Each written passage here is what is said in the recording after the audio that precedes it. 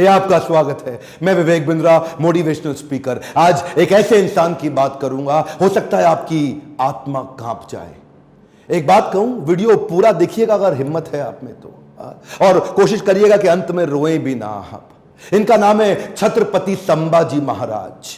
आपने छत्रपति शिवाजी महाराज का वीडियो देखा था। यह उनके ज्येष्ठ पुत्र 1657 में इनका जन्म हुआ। बचपन से आखिरी तक केवल संघर्ष। 2 साल की उम्र में ही इनकी माता का देहांत हो गया। मां जीजाबाई, जो छत्रपति शिवाजी महाराज की मां थी, यानी कि इनकी दादी, उन्होंने इनको पालन पोषण किया। सोचता हूं कहां से शुरू करूं और कहां लेके जाऊं। अद्भुत बालक जिसके बारे में पूरी दुनिया को पता लगना जरूरी है। 13 साल की उम्र तक 13 भाषाएं सीख चुके थे।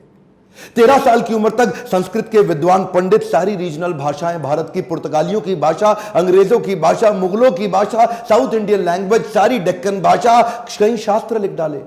ध्यान दीजिएगा, शास्त्र पढ़ डाले नहीं बोल रहा।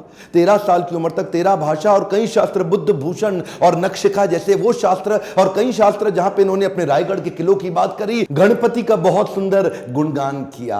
हॉर्स राइडिंग, आर्मरी, तीरंदाजी और बॉडी बिल्डिंग, इन सब में तो इतने पावरफुल थे। एक्चुअली ना, अगर आप ध्यान से देखो तो ये एक रेयर कॉम्बिनेशन है शस्त्र और शास्त्र दोनों के।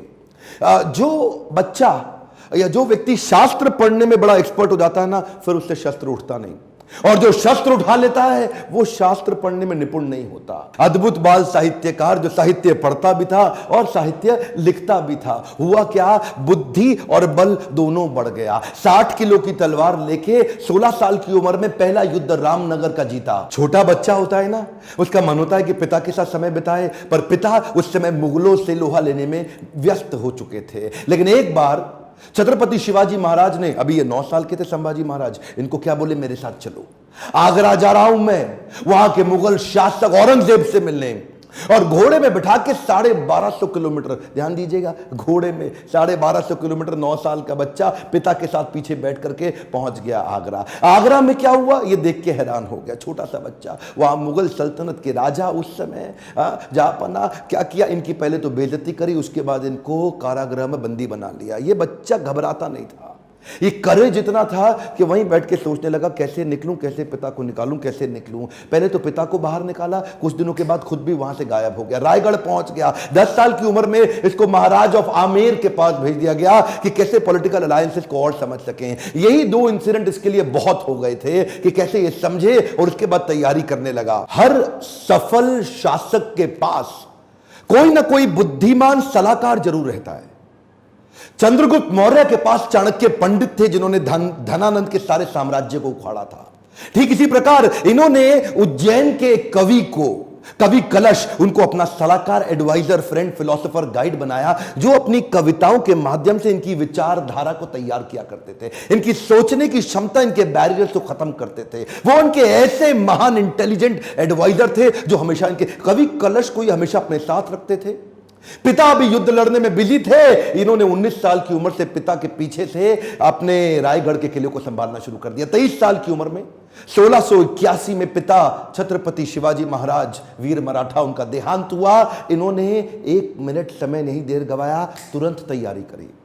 तुरंत क्या तैयारी करी, औरंगाबाद में औरंगजेब का सबसे बड़ा किला, और ये सोचने लगे कि हमारे पास आज धन की तो कमी है, और अगर इसके किले को पहली बार में मैं उखाड़ दूं, इनका धन घटेगा, मेरा बढ़ेगा, डबल बेनिफिट। औरंगाबाद की इस बड़ी लूट और बड़ी हार ने औरंगजेब को एकदम हैरान कर दिया। औरंगजेब ने सोचा भी नहीं था कि 23 साल का ही तो बच्चा है ये ऐसा कैसे कर सकता है। और इसने अपने हुसैन अली खान नाम का अपना सबसे बड़ा जनरल, उसको 20,000 हाथी और सैनिकों के साथ, घोड़ों के साथ, पशुओं के साथ भेजा कि इसको खत्म कर। हुसैन अली खान बोला कि 2 दिन में खत्म कराऊंगा, 2 दिन में खत्म। वहां पे मराठा इतने तेज, और इसका जो करेज था ना, इनकी लीडरशिप बड़ी पावरफुल थी। मराठा इकट्ठे हो गए, और हुसैन अली खान को 1 साल लगा, कुछ नहीं कर पाया, कई बार उसको मारा। इसने इसको वापस बुलाया और 1680, 81, 82 कई दफा अटैक कराया। अच्छा, एक भी लड़ाई नहीं। एक बात बताएं आपको, पूरे इतिहास के अंदर शायद छत्रपति संभाजी महाराज ही अकेला ऐसा योद्धा रहा होगा हमारे देश से जिसने 9 साल के अंदर 120 लड़ाइयां लड़ी लेकिन एक भी नहीं हारा। औरंगजेब सोचा पूरा नॉर्थ तो मैं जीत ही चुका हूं, अब तो केवल डेक्कन बाकी रह गया है। डेक्कन समझते ना, जो उस समय का जो दक्षिण था, अहमदनगर से नीचे लेके जो आज का केरला, कर्नाटका, तमिलनाडु, आंध्रा, हैदराबाद, जितना भी आज पूरा देखते हैं महाराष्ट्र मिला के, वो सोचा कि बस ये डेक्कन जीतना बाकी रह गया है।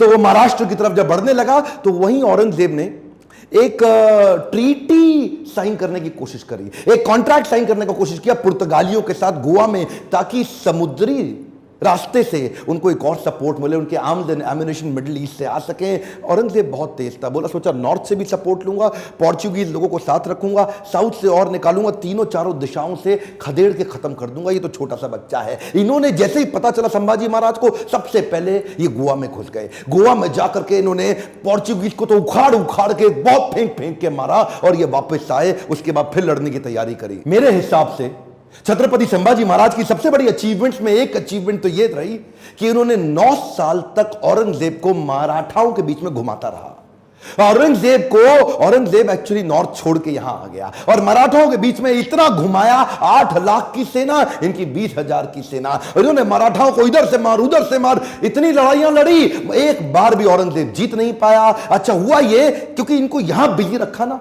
जरा ध्यान दीजिएगा, तो उधर नॉर्थ में डेक्कन में बिजी रख करके उधर नॉर्थ में पंजाब के अंदर, बुंदेलखंड के अंदर, राजस्थान के अंदर स्वदेशी सल्तनतें वापस तैयार होने लगी। उधर 9 साल का गैप मिल गया ना, तो 9 साल के अंदर स्वदेशी ताकतें फिर खड़े होने लगी। हमारे देश के हिंदू राजा वापस आए मुगलों से लड़ने के लिए। ये इसको गोल गोल घुमाते रहे, इतना गोल गोल घुमाया कि पूरे भारत को जीतने का गोल हाथ से छूट गया। गोल गोल घूमा, गोल नहीं पूरा हुआ। औरंगजेब वो कहां रुकने वाला था, उसने नई तरकीबें लगानी शुरू कर दी। नीचे से सिद्दीस को साथ में लिया, मैसूर के राजा को अपने साथ में लाया, पुर्तगालियों को फिर ताकतवर बनाया, चारों तरफ से घेरने की कोशिश करी मराठाओं को। लेकिन ये उम्र से तो छोटे थे, लेकिन उम्र इनके लिए कोई बड़ी बात थी नहीं। ऐसे courageous, confident, powerful in decision making, leadership बड़ी अद्भुत, उम्र से काफी आगे चल रहे थे, इनोवेशंस बिल्ड करने शुरू कर दिए। क्योंकि धन पैसा कम था तो उन्होंने क्या किया, अपने इलाके के सारे मोचियों को और दर्जियों को इकट्ठा किया। उनको बोला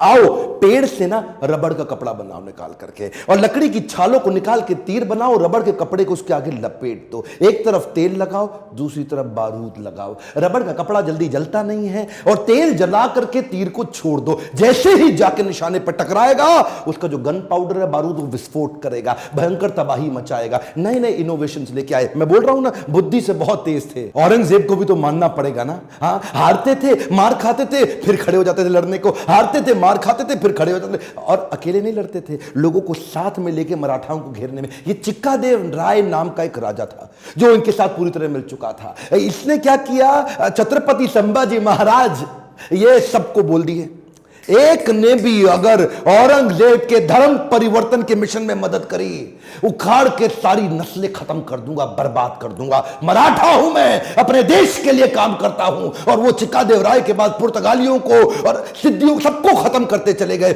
सबसे एक बात ना औरंगजेब के समझ में आ गई कि ये जो लड़का है ना, इसको मार नहीं सकते, इसको हरा नहीं सकते। संभाजी राजे भोसले 9 साल तक इनको पीटते रहे, मारते रहे। समझ में आ गया औरंगजेब इसको नहीं हरा सकते, सामने से तो नहीं लड़ सकते, कुछ और क्यों ना करे। और वहीं इनके जो साले साहब थे ना, जो इनकी पत्नी के भाई, संभाजी राजे भोसले की पत्नी के भाई, वो उनको इन्होंने वेतनदारी देने से मना किया, इसकी खबर लग गई। तो वही 1689 का समय, गनोजी शिर्के ने इनको ये एक ना किसी गुप्त मीटिंग के लिए अपने पार्टनर जो उनके कवि कलश, उनके साथ कहीं गए थे संगमेश्वर में। और वहीं गनोजी शिर्के ने इनके एक जनरल को, आर्मी के, औरंगजेब के, उसको बता दिया कि ये गुप्त रास्ते से जाओ, इनको आप खत्म कर दोगे। और वो लेकर के मामूली से 2000 लोगों को लेके पहुंच गया इनको पकड़ने के लिए। 8 लाख लोग तो हरा नहीं पाए, इनको पता था नहीं हरा सकते, 2000 से हारना पड़ा। क्यों? क्योंकि धोखा दिया गया। गनोजी शिर्के बेईमान हो गए, अपना परिवार का इंसान बेईमान हो गया। हाँ, हमें तो गनोजी शिर्के ने लूटा, औरंगजेब में कहां दम था, अपनी कश्ती वहां डूबी जिधर पानी कम था। गनोजी शिर्के ने वो गुप्त रास्ता औरंगजेब के जनरल को बता दिया। ये लेकर के सिपाही सेना वहां जाके पहुंच गए, निहत्ते जाकर के उनको पकड़ लिया, कब्जा लिया, साथ में कवि कलश और इधर छत्रपति संभाजी महाराज। दोनों करते क्या ना करते, 8 लाख लोग मिलकर के नहीं इनसे लड़ सके। चोरी से इनको जाके पकड़ लिया। औरंगजेब अंदर तक खुन्नस खाया हुआ था संभाजी महाराज से। कवि कलश संभाजी महाराज को लेके ऊंट से उल्टा टांग दिया, उल्टा टांग के पूरे शहर में घुमाया, बहुत मारा पीटा, लोगों को बोला इन पे मूत्र त्यागो, इनको मारो, पत्थर फेंको। उसके बाद बुला के बोला 3 प्रश्न, मराठा किंगडम मेरे हवाले कर दो, ट्रिब्यूटरी प्रिंस बना दूंगा, जो सोना गहना छुपाया चोरी किया है मुझको वापस कर दो, और किसने तुम्हारी मदद करी उसका नाम बताओ, तीसरा अपना धर्म परिवर्तन कर लो। ये 3 काम कर लो, आज ही जीवित बचोगे और मेरे साथ रहोगे, ताकतवर बना दूंगा तुमको। संभाजी महाराज और कवि कलश की आंखों में इतना सा भी डर नहीं था। उसको बोले कि मैं मराठाओं की जमीन तुम्हारे नाम नहीं करूंगा, अपने धर्म का बलिदान नहीं करूंगा, 1000 बार मारो, अगली बार फिर जन्म लूंगा, अपने ही धर्म में लूंगा। रुका नहीं औरंगजेब। इन दोनों ने अन्न जल का त्याग कर दिया और शरीर को लेकर सुन्न हो गए। वो उनके नाखून उखाड़ते चले गए, आंखों में मिर्चियां डालते चले गए। उसके बाद जलती सलाखें लेके आंखों में डालते वक्त फिर पूछा, उसको भी डाल दिया। ये बोले नहीं कुछ भी, ये शांत खड़े रहे। पीड़ा बहुत हुई लेकिन ये नहीं बोले हमको छोड़ दो, माफ कर दो। उंगलियां काटनी शुरू करी, पांव की काटी, पांव काटे, हाथ काट दिए, बालों को उखाड़ दिया, वो हाल किया। उसके बाद धीरे धीरे खाल उतारने लगे। हर बार पूछते थे 3 प्रश्न, अपना धन दे दो, जमीन दे दो और धर्म परिवर्तन कर लो। ये सुन्न खड़े रहे वहां पे। ये दर्दनाक सिलसिला 40 दिन तक चलता रहा। औरंगजेब रोज शाम को आके उनसे पूछता था, बता दो बता दो, और आखिरी में बोला कि मैं तुम्हारे आगे हार मान गया, मेरी 4 संतानें, अगर मेरा एक भी बेटा तेरे जैसा होता ना संभाजी महाराज, पूरे देश को मुगल सल्तनत बना देता, इस देश को, भारतवर्ष को मुगल सल्तनत बना देता। तेरे आगे मैं हार मान गया। काट डालो उसका शरीर, काट डालो उसका शरीर। टुकड़े टुकड़े कर दिए उनके, वाघ नख लेके छोटे छोटे टुकड़े करके उनको बोला नदी के पास फेंक दो। समस्त मुगल राजाओं में औरंगजेब एक अमानवीय, इनह्यूमन राजा था।